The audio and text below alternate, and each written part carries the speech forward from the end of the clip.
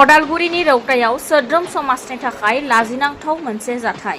रौतानि मराथोनस्रि दैमायाव सासे जोनोम जागोदान गथ'नि गोथै सह मोननाय जादों। 2 नं इक्राबारि गामिनि मराथोनस्रि दैमायाव जोनोम जागोदान गथ'नि गोथै सह मोननाय जादों। सासे गथ'आ दैमायाव ना हमनो फैनाय समाव गोथै सहखौ नुदोंमोन। प्लास्टिक पलिथिनजों थफ्ला खानाय थासारियाव मोननाय जादों। सुबुंफोरा सन्देह खालामो दि जोनोम जागोदान गथ'खौ गथ' जोनोम होनानै गारहरनायनि सन्देह खालामनाय जादों।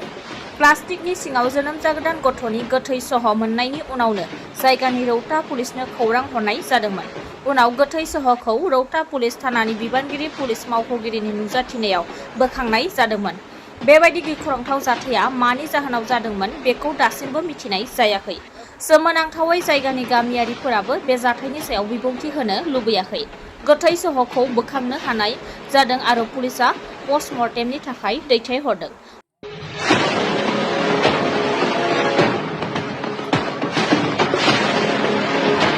मासवाननिफ्राय जफिरनानि रिपर्ट एन्ड